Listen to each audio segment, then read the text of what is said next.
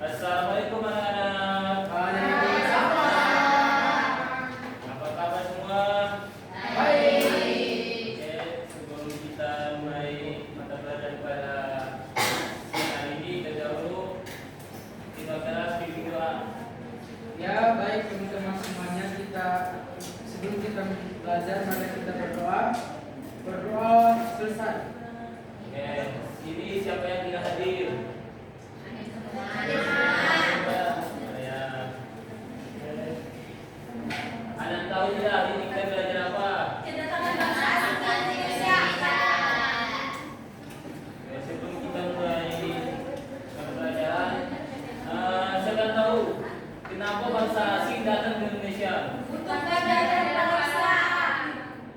Terus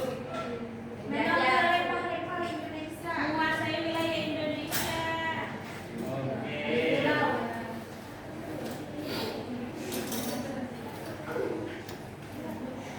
Nah, berikut adalah latar belakang yang datang bangsa Eropa, yaitu satu, karena kemajuan teknologi pada pelayaran di Eropa pada zaman itu. Kedua, harga lepa-lepa sangat mahal di Eropa. Yang ketiga, jatuhnya Konstantinopel pada tahun 1533 yang membuat jalur dagang terputus. Empat, motivasi God, glory, gospel atau kejayaan dan penyebaran agama. Nah, selanjutnya kedatangan bangsa Portugis. Di sini siapa yang tahu apa itu negara apa Portugis? Sekarang. Ya, Portugis itu negara apa sekarang? Spanyol, Pak. Salah. Oh, Ayo, siapa yang tahu? Indonesia. Portugis adalah negara apa sekarang? Indonesia. Portugis. Sekarang ada Portugis adalah bangsa Portugal yang di mana Portugis menjadi bangsa Eropa pertama yang tiba di Nusantara. Mereka yang menyatukan Malaka pada tahun 1511 lalu menuju Maluku untuk menguasai perdagangan Eropa. Kehadiran mereka memicu hubungan dagang sekaligus konflik dengan kerajaan setempat.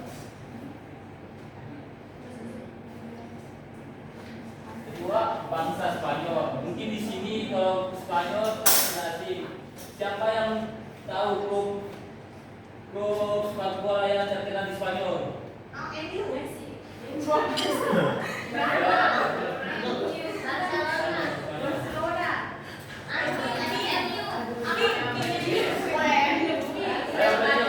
Banyak muncul.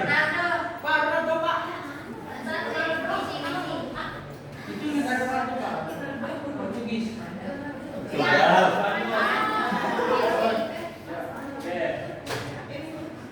Spanyol adalah negara kedua yang datang ke Indonesia. Spanyol datang melalui jalur Pasifik dan tiba di Maluku.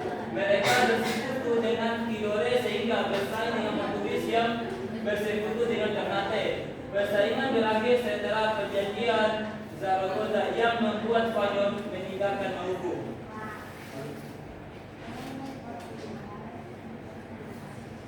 Yang ketiga yaitu bangsa Belanda. Mungkin kalau bangsa Belanda itu tidak asing ya.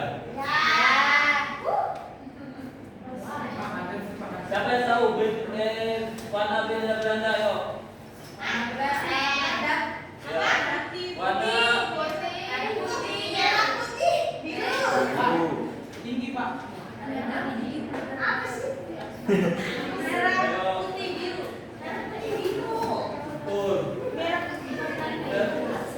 Belanda datang pada tahun 1500 sebelum penangkan, kemudian membentuk yang namanya VOC.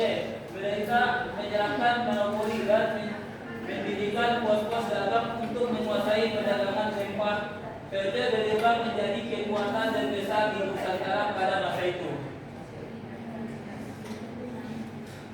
Nah, yang terakhir itu bangsa Inggris. Aduh, siapa yang tahu negara Inggris? Ayo. Negara yang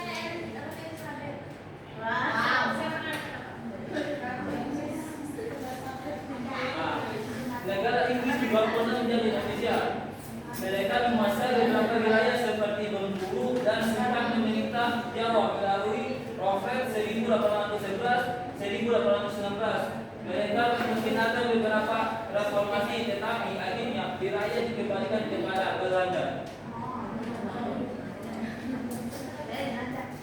Nah, harusnya itu yaitu VOC dan pengaruhnya. Pada tahun 1602 sampai 1799. Satu, bangkrut pada 1799. Kedua, membangun benteng dan pusat dagang, terus menguasai wilayah dari Batavia hingga ke Maluku. Terus menerapkan monopoli, kejar paksa, dan politik divide and impera. Siapa yang tahu apa itu monopoli?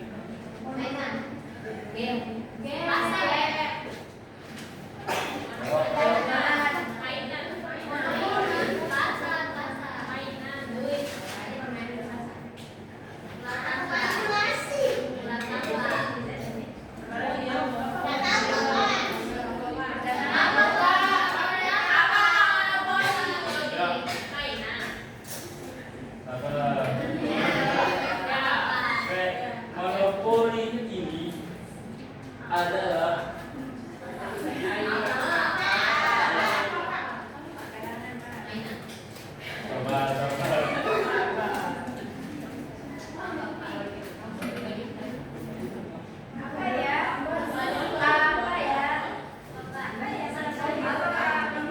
monopoli itu ada menguasai wilayah atau menguasai pasar atau menguasai pedagang pada masa itu. Itu yang namanya monopoli. Terus kerja paksa. Kerja paksa itu adalah kerja yang dipaksa atau kerja yang tanpa dibayar. Oh iya Pak. Yang sebenarnya tidak dibayar kayak misalnya kalian mau kerja, kalian sudah mau kerja tapi dipaksa untuk kerja. Itu namanya kerja paksa. Dua, pemerintahan yang berada pada 1800 sampai 1942.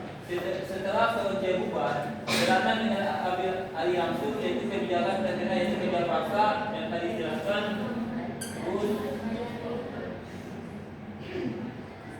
Selanjutnya, dampak kedatangan bangsa Eropa. Dampak positif yaitu yang bisa diambil itu pengenalan teknologi pelayaran, infrastruktur awal, jalan, pelabuhan, terus penyebaran tanaman padi seperti kopi, coklat. Siapa yang pernah minum kopi? Ayo. Yang suka coklat? Dampak negatif yaitu penjajahan panjang, eksploitasi sumber daya, pendidikan rakyat, terus sistem kerja paksa dan monopoli.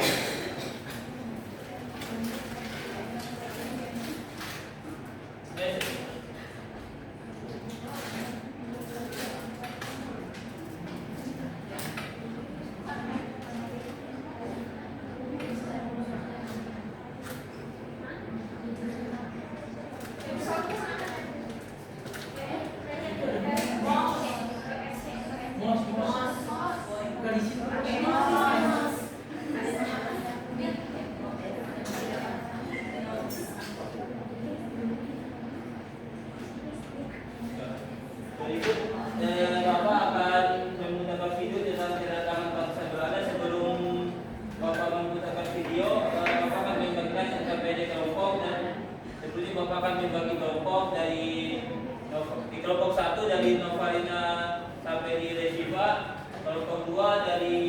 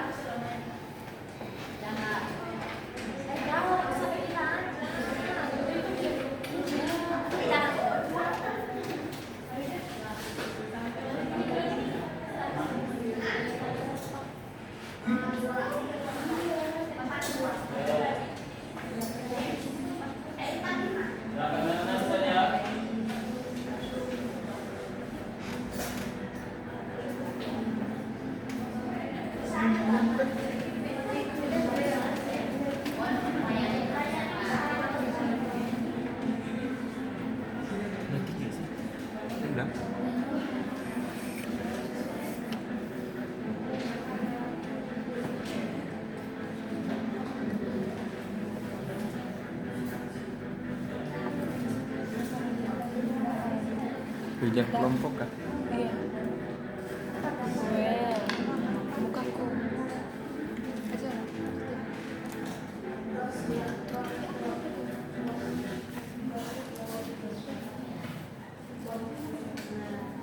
Hai teman-teman, kalian pasti pernah dengar beberapa cerita tentang penjajahan Belanda. Kalian tahu nggak awalnya bangsa Eropa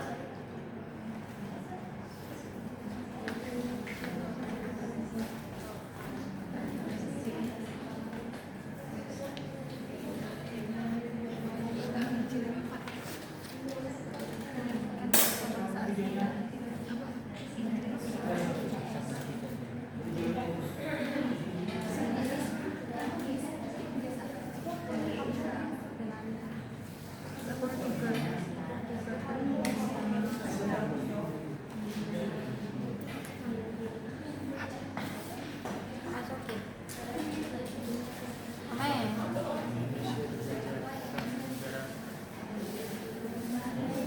Siapa itu? Nyalain lampunya, men. Main.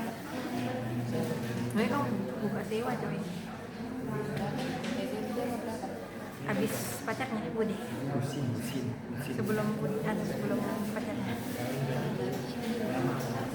Kalian tinggal mati. Wait. Habis putih. Udah. Ya, sebagai yang masuk. Sampai empat dari kondisi. Ya, kan baik. Neng. Sudah kenyang. Ambilin.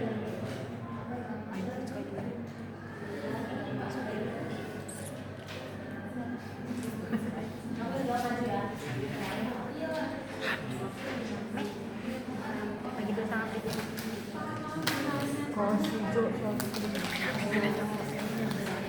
HP apa?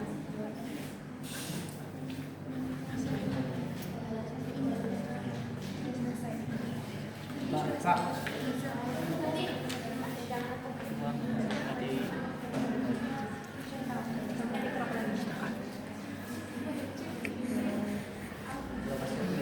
Oke, siapa kelompok yang sudah selesai? Sudah, Pak. Oke, kelompok sana maju.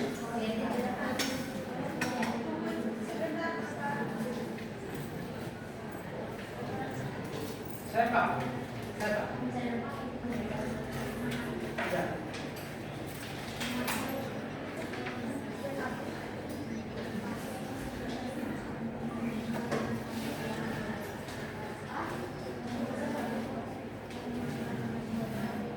Oke, silakan ya. Baik, kami dari kelompok 3 akan menjelaskan jawaban dari kelompok kami. Alasan bangsa asing datang ke Indonesia yaitu untuk mengambil reka-reka di Indonesia. Terus yang kedua menyebutkan bangsa-bangsa asing yang datang ke Indonesia yaitu ada Portugis, Spanyol, dan Inggris. Terus yang ketiga itu menjelaskan dampak kedatangan bangsa asing bagi Indonesia, yaitu adanya monopoli perdagangan dan kerja paksa. Sedangkan apa yang kami lihat dari gambar dan foto tersebut, ada gambar kapal dan bendera. Ada yaitu penjelasan penjajahan Belanda. Terus pertanyaan terakhir, mengapa bangsa asing tertarik datang ke Indonesia, yaitu karena di Indonesia itu banyak kekayaan alamnya. Bapak udah selesai. Yang paling utama ayo.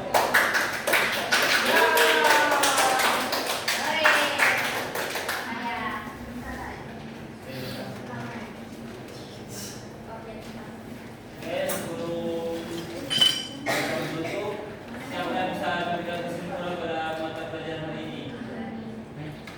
Katakan satu orang ayo yang bisa memberikan kesimpulan.